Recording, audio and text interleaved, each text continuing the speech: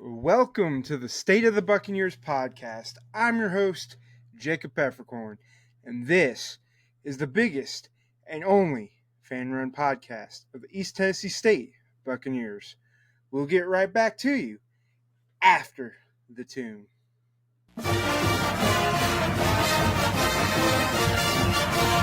Welcome back to the State of the Buccaneers podcast. This is my second episode here in the new year in 2025. I last came to you right after New Year's. It was actually filmed before the VMI game, but didn't get uploaded till the second day. I'm bad about. It got delayed. I was going to upload it on New Year's Eve, but the recording failed, and I was at work, had a bunch of stuff going on New Year's Eve, obviously. So it didn't come to you, but I am back. It's been about 2 weeks. We've seen a lot of games played in the SoCon. Big night last night. I will get to that in a little bit. We took on Furman in Greenville and lost. I was there. I will talk more about that here in a minute. But I have a big episode for you playing tonight. It'll be maybe 45 minutes, maybe more, depending on how long winded I am. Unfortunately, we do not have a guest tonight, so it's going to be another one of those recap episodes. I'm just giving my opinions on stuff. Hopefully, we'll have some more guests here in the future. I want to get some people lined up. There's some names I've been trying to get to. And if you're an athlete, if you know a former student athlete, tell them to come on. If you're an alumni, you can come on too. Anybody is welcome here on the podcast. Anyone that wants to talk about ETSU sports, SoCon sports in general.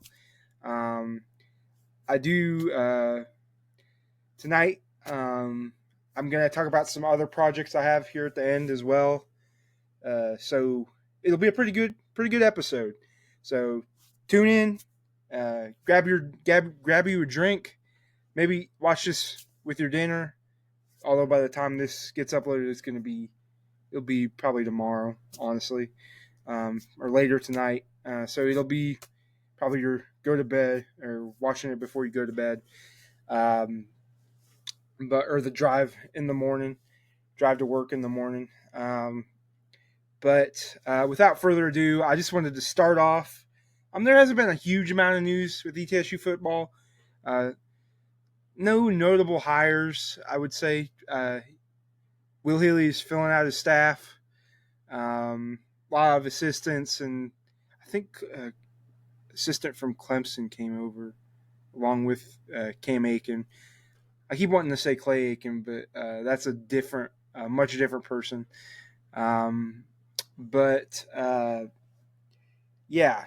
So we've gotten some portal news, some sign. I have a list of guys here just that I briefly wanted to talk about. The first of these, probably the biggest, honestly, is Jackson Crosby, Clemson wide receiver transfer. He was a walk-on at Clemson. Of course, the ACC powerhouse that Cam Aiken previously coached at, I believe he was. It's probably him doing Dabo Swinney a favor. But Jackson Crosby, he walked on at Clemson in 2021. He spent 4 seasons, had 2 catches for 25 yards. In South Carolina, he was a standout. And in 2020, won a state championship. Dang, it's been 5 years since 2020. That's another story for another day. But he was a standout there. So it'll be a big pickup. That'll be good. Hopefully he has a lot of talent, just hasn't gotten to play much because at Clemson they have 5-star, 4-star athletes on the field with regularity. So that's a good pickup. I don't have much else to say about it, but the next one we got Jason Ducalona. He transferred from Liberty. I don't believe he played last year for Liberty. He may have played a little bit. But yeah, he's had a wild recruitment history and school history. He committed to Cincinnati to start out with, then decommitted. Went to Rutgers like 10 days later. Looks like maybe, I don't know if this is true or not. Then he decommitted from Rutgers and then went to UCF, where he spent his freshman year. He then transferred this past offseason to Liberty, and is now with the Bucks. So good help in the DB room. I'm not sure about his. I'm not really sure about any of these players, because Will Healy is bringing in a whole new staff. He wasn't a head coach last year. Trey Lamb brought in a lot of Gardner-Webb transfers, so the complexion of the team is going to be a little bit different. So yeah, that's all I have to say. Another good pickup. Good pickup. The next one,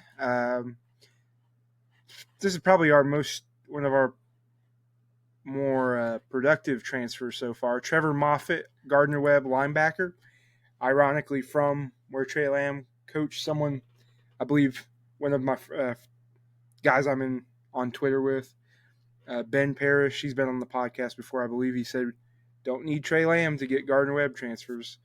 Let's see. I'm gonna look up Trevor Moffitt. Let's see. Let's look at his stats. I had it pulled up. I'll share. Let me share my screen. Let's get back to Riverside. Share screen. We'll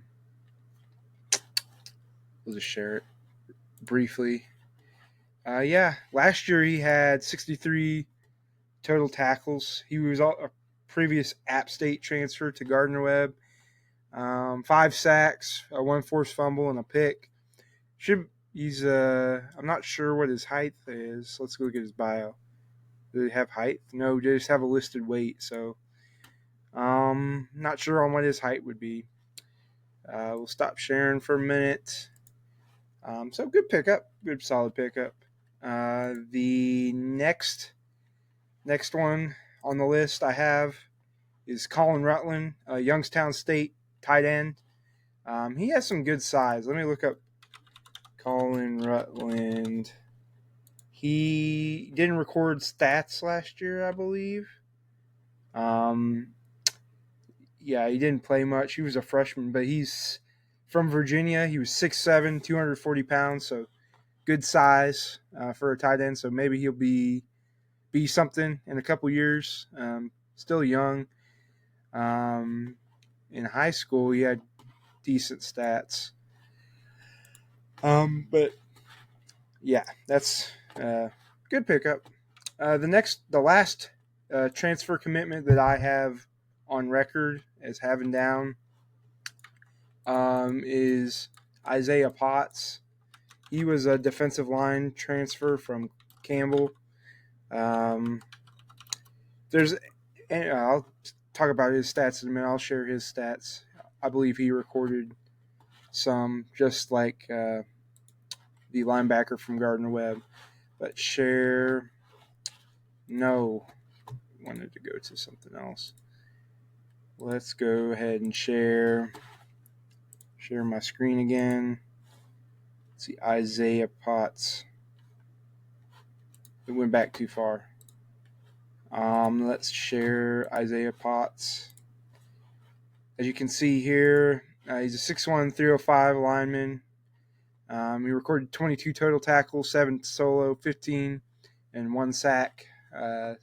So he'll be a good depth piece for our defensive line from the Colonial, or now Coastal Athletic Conference. I grew up with the Colonial Conference, so I think most of us did. So now that it's the Coastal, we just revert to calling it that. But yeah, that's the last of the football transfers. Just kind of want to do a brief rundown of those. Hopefully there's more in the pipe. I really need to get that QB situation figured out. I haven't heard any news on that. But yeah, so now that I've discussed the portal, we'll go back. When signing day is um, later on here, we'll do a full breakdown of everyone signed to ETSU. Um, but yeah, I don't think the coaching staff's been fully announced yet. But hopefully, Will Healy does a good job. Of course, we have our coordinators. If there's any other news, I'll discuss it in further episodes. Most of what I wanted to discuss tonight was basketball related. So I'm just going to transition to basketball. My original plan for this podcast, I wanted to get recorded Tuesday night, but I did not. I kind of put it off. I was going to record it Sunday. Then Monday, I had stuff going on. Tuesday, just didn't. Was worn out. Went to bed. Passed out from work because I had a pretty busy week at work this week. But yeah, I was going to transition. I was going to ask, when is the last time ETSU men's basketball won at Furman? And I'll give you about 5 seconds to answer. The last time we won there was in the 2018-19 season, where ETSU came up one game short of the SoCon that season, in between our 2017 appearance and the 2020 team. Yeah, we hadn't won there. Haven't won on the road at Furman since then. DeSante Bradford actually hit the game winner that night.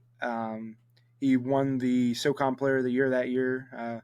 Was tied with Fletcher McGee. I believe the coach is named DeSante Bradford and the media named Fletcher McGee, or it could be inverse. Let me look that up real quick. SoCon Player of the Year. SoCon Player of the Year 2019. Let's see, I'm pulling it up real quick. 2019. I had it right. Coaches named DeSante Bradford, media named Fletcher McGee, who was just a junior then. Hadn't had his insane season. Actually, wait. It would have actually been the... No. I said it wrong. It was actually 2018, I believe. Yeah. Hold on. Yeah. I believe it was 2018. The last time we won at Furman was in 2018. Loss in...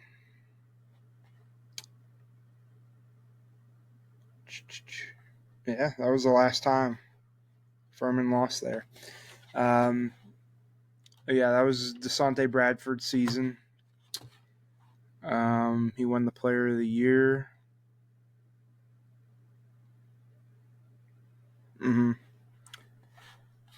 That was the season.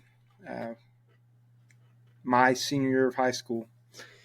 But yeah, just wanted to transition into that. I was going to do a preview of the Furman game, but it's going to be a recap tonight.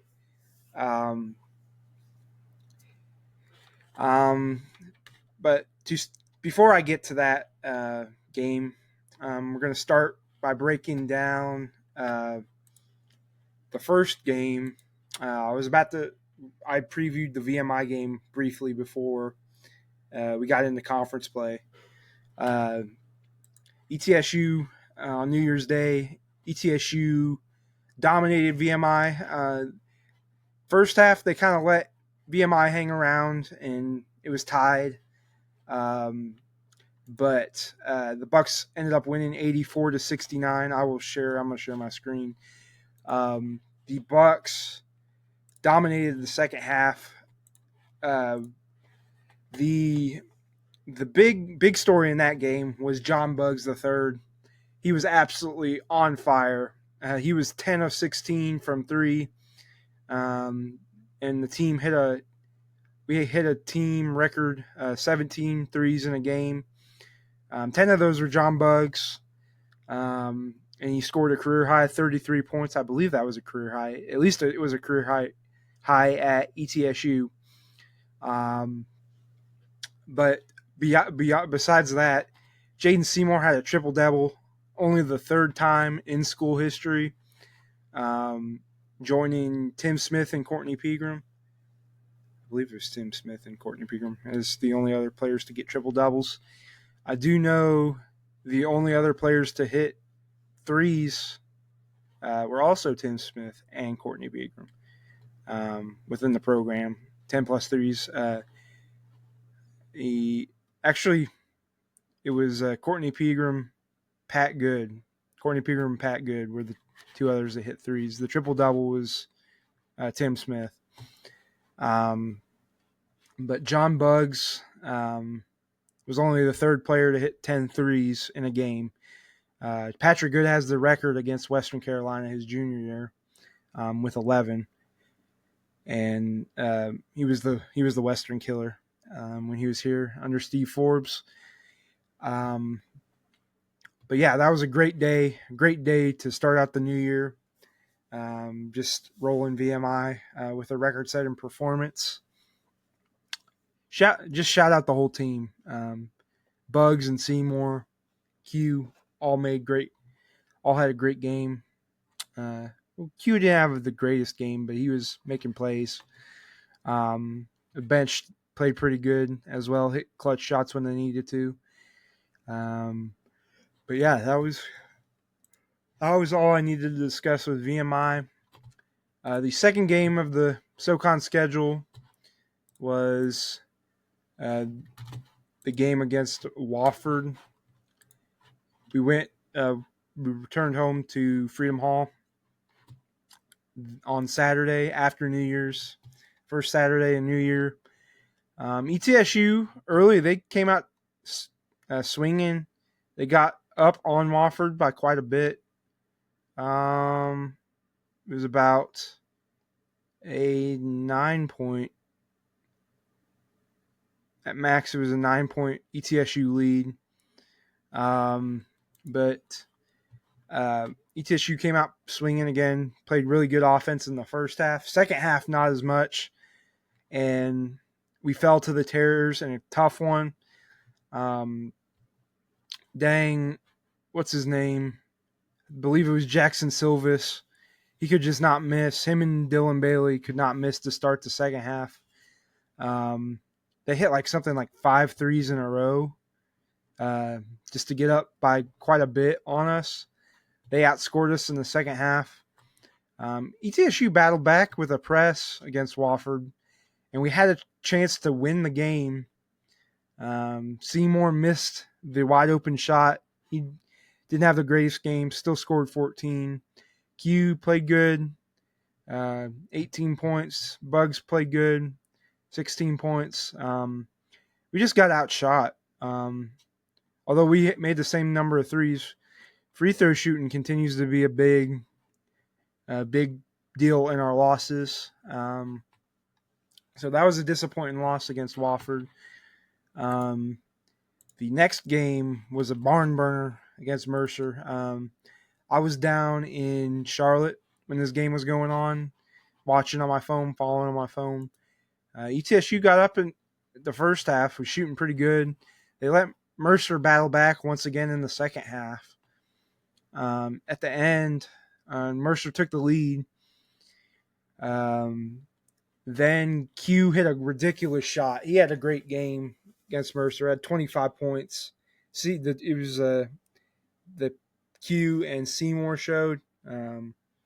Gabe Sisk also played big down the stretch. He had 9 points. Q just dominated the end of that game. Sisk made the game-winning play, blocking after Mercer decided to play hero ball right there at the end. But most people, most of us ETSU fans didn't get to see the end of the game on ESPN Plus. We were all confused. Um, I was just like, what the heck? Thankfully, I was having a couple beers with some buddies while it was going on. But yeah, it was not. It was not.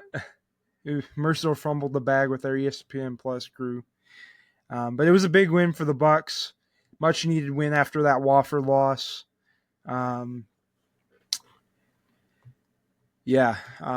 Just outplayed Mercer for the most part, other than the second half and towards the end of the second half. But we stepped up at the end and got a win on the road, much needed win on the road. So, and then this past Saturday, we smoked the Citadel. I think the Citadel might be the worst team in the Southern Conference, honestly. It's between them and Western for the bottom. ETSU just played good team ball. A lot of bench points. Gabe Sis stepped up tremendously again. Struthers stepped up. Mackay hit a three. Davion hit a three. We're rolling them enough to get the walk-ons, some of our backups in. The big three or four, continued to score good. Wheeler had low-key game, 4 points, 8 rebounds. I need to get more consistent production from him. Sorry for rambling on here. And Citadel just had no answers. We shut down their usual guy, their leading scorer, Brody Fox, who is Parker Fox's brother, who is at Minnesota. That's his younger brother. Just shut them down. And checking my watch here. Oh, someone just texted. Just shut them down. Got a win to move to 10-7. Continue to defend Freedom Hall. We got to do that in conference play. Now we get to the game last night. Furman, I traveled there after work. Drove down, almost didn't make it. In fact, the game had started by the time I got in, so I missed the beginning of the game. But the Bucs started out strong. They were playing in a competitive game. Got up by about 5 or 6 points towards the end of the half. And turned the ball over, or had a bad miss layup, lob attempt, and Furman got a wide open three. We'd gotten up by 4 points at the end of the half. What killed us was just the lack of offensive identity last night. Just too many careless turnovers towards the end of the game. That 3-pointer at the end of the half was the difference. That and Savage got a tee. I don't know, may have been Savage. I know Savage got a tee against Citadel. Love you, Coach. I don't know if that may have been the difference. I don't know. We didn't shoot that much worse from the free-throw line than Furman. But you got to think those turnovers were the difference of the game. Giving up wide open turnovers to wide open buckets. I know Furman got blown out by Wofford on Monday. But we honestly should have had this game. We should be unbeaten in the SoCon this far, but things happen. We're still in the race. Just need to beat Samford on Saturday. This game, we got down towards the end by quite a bit. And John Buggs hit a absolute wild three that he got fouled on to draw us within. We had another opportunity to tie the game, but we passed it up to drive to the bucket and just score.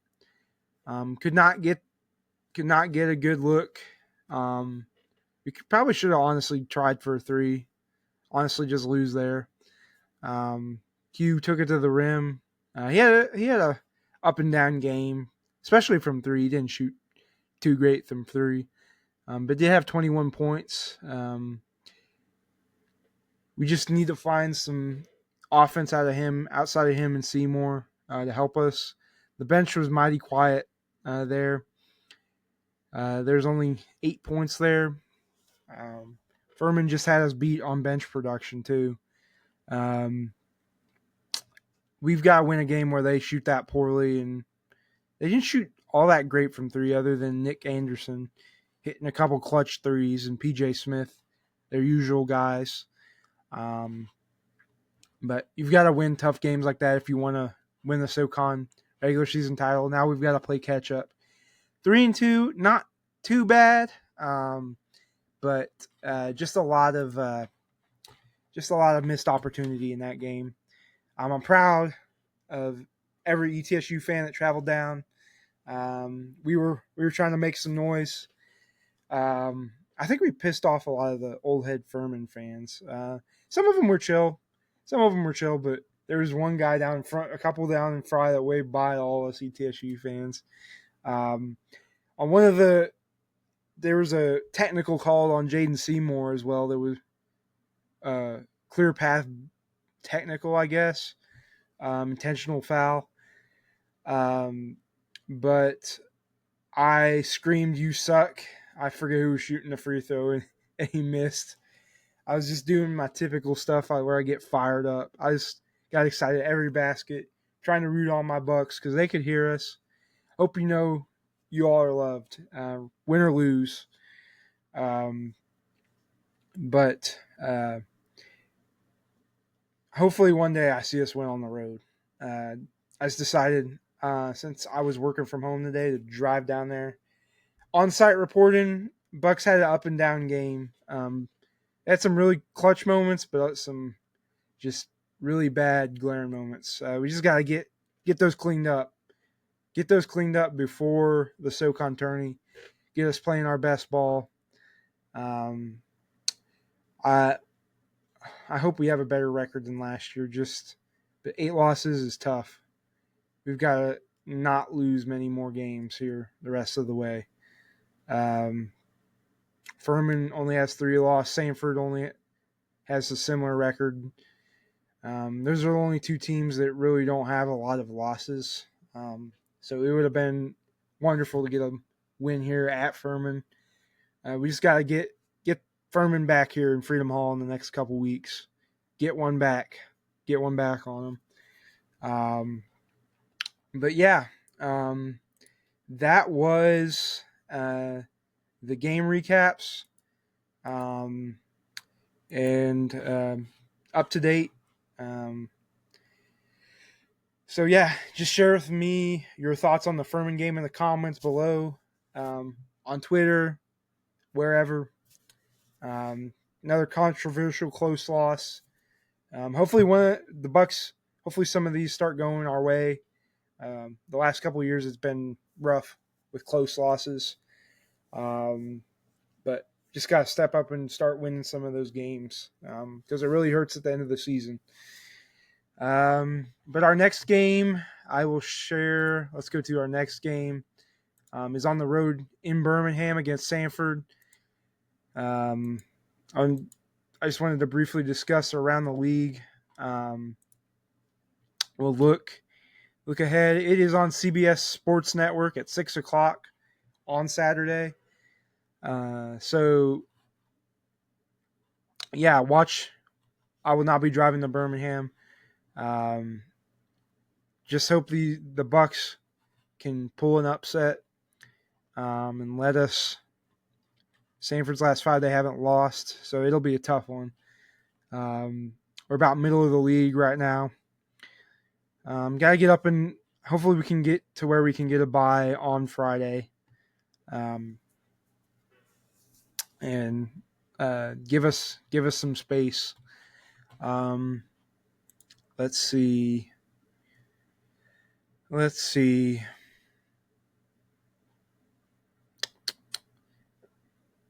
just look around the country at SoCon games. There's not a whole lot of big games tonight in college basketball. I know there's a lot last night. Let's look at the games from last night. VMI upset Western Carolina.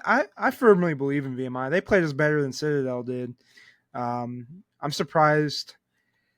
Since they can have transfers, I mean, they've improved quite a bit from last year. They have 7 wins, much improved.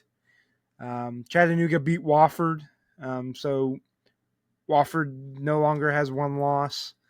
Mercer lost in a heartbreaker to Samford. It was about to go to overtime, and they called a foul on Mercer as time expired and pretty much gave Samford the win. So it's going to be a tough one.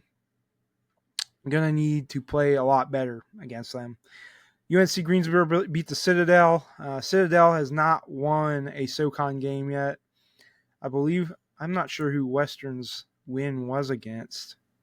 I believe they beat Mercer on this past weekend on Sunday with that move game. But yeah, that was just a quick look. Samford, I do not believe, is the same team from last year. They have some of the same pieces, Rylan Jones, but they don't have that inside presence. They have the two both the Holloway brothers, Josh Holloway and Colin Holloway. Rylan Jones, Jaden Brownwell, Trey Fort's their leading scorer. Brownwell, he is a junior. He's averaged 14 points and it's 41% from 3. Just going to have to match those offensive weapons on the court. Trey Fort, he transferred from Mississippi State. He was pretty hyped up. He's a senior.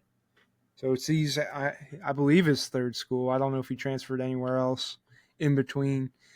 But the Bucks have a tough game. They really need to win here on Saturday to stay in the league race.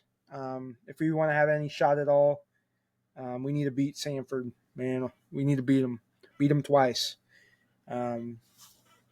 So, yeah, that's about all I have for the Bucks basketball team right now.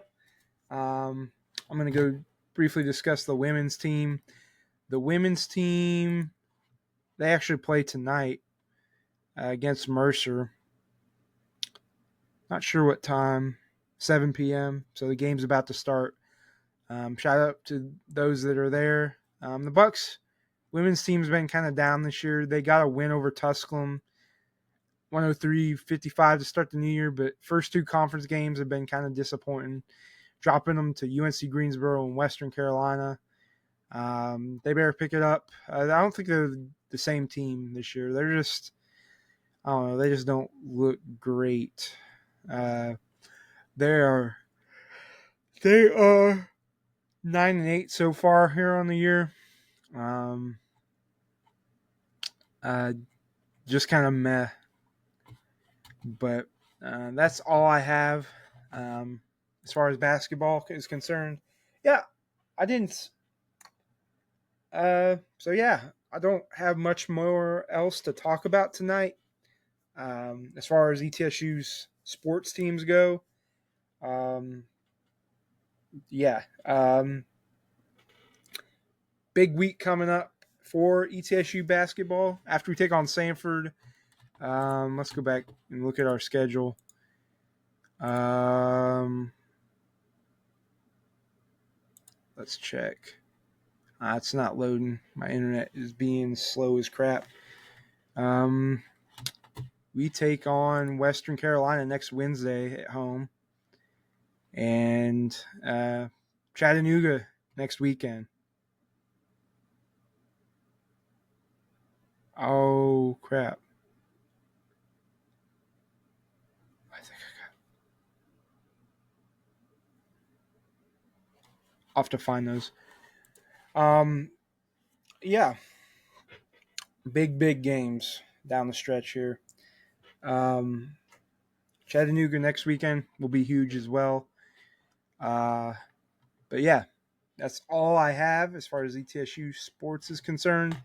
Next, I wanted to transition into sort of my time to promote everything, promote the state of the Buccaneers, Sectator Media, and other podcasts I'm getting into. The first thing I want to talk about, I have previously discussed it. I'm going to do a history breakdown, sort of a history documentary on the history of ETSU football. It's going to be fully edited. I'm going to try to do my best. This is a big undertaking, so I'm going to try to do them by decade. I'm going to do like a breakdown of ETSU's football history, and sort of the uh, story of each decade. I have a book. I'm going to sort of use that, all kinds of databases, my own knowledge, and if anyone wants to contribute data or info to that um, special I'm doing, I'm not sure when it'll come out. It'll probably be sometime this summer, if I had to guess, when the first episodes start getting made. The next state of business, as you know, this podcast is a part of Sectator Media. It's kind of been iffy. I think all of us, the content creators, most of us are posting podcasts. I know LTC has kind of been on a break since NASCAR season went out. But there is life there. I think some of the content creators are starting to come back. The March Madness show I did last year, I was on. We're going to start recording that weekly, bi-weekly, or not bi-weekly, twice weekly. That's the correct phrasing. So I'm going to be on there with my co-host Travis and Matt Earhart. I believe that's his name. Hopefully don't get mad at me, but he's a UConn fan, so what gives? So we're just giving our thoughts on college basketball around the nation, and everything going on that week. Just trying to give insight into what we're bringing to the table as far just give info on the college basketball season, enhance your viewing experience.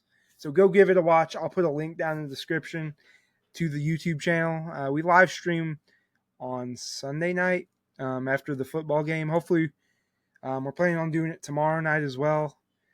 So yeah, hope you're looking forward to that. And another thing that isn't sports related, I am looking to start a movie podcast, a full-blown movie podcast, where each week I'm going to watch a movie. I don't know if it'll be each week. I'll figure out the schedule on that one. But I will watch a movie, sort of discuss that movie, maybe have a guest on that wants to discuss the movie. They will have watched it as well. And we'll break down the film, every element of it, and sort of put it. I'm gonna sort of create a not a tier list, but a ranking. I may end up putting it in tiers. We'll see if that makes it easier. But I'm gonna do a ranking of each movie we watch specifically for the podcast. And at the end of the year, I will just sort of go over that list and discuss how my rankings are. I haven't come up with an episode name for it. I kind of know what I want to do as far as the first episode, like the movie I want to watch. I have a list of like 2 or 3 movies I'd like to discuss there. I'll take suggestions on what movies to watch. I'm also getting the TV on it, honestly. I'll probably start a separate like TV show list, and we'll discuss just like sort of briefly discussing a TV show for an episode. Those will be more drawn out episodes. Those will be peppered in. Just kind of shows both guests have watched. If it's just me, I can just break down the show as well. Um, but yeah, that's another project I am. So I have a lot of projects out there. But that's all I wanted to discuss tonight. As always, give to Bucks for Good. Donate to our student athletes. Help improve ETSU athletics and grow them in the Tri-Cities and abroad. I am thankful for all you who tune in weekly or whenever an episode gets posted, and I appreciate you all. I think that's all I have for tonight. As far as ETSU, it was a quick episode. I just wanted to get my thoughts out there about the Furman game. I wasn't very happy about it. Thought the turnovers weren't there. Obviously not mad at the coaching staff or the student athletes personally. Just a lot of stuff to clean up. Just mad that we lost. Whiffed, if you're listening, Travis, from our group text. I said I was whiffed, but yeah. Go support your Bucks. Watch the game on Saturday. Tune into Jay Sandos' broadcast. If you don't like the TV commentators, I may do that. Just turn that on and watch the game if I can get it synced up somehow. But yeah, I think that's all I have for tonight. So I appreciate you all. Thank you for watching. Godspeed, go Bucks, and good night.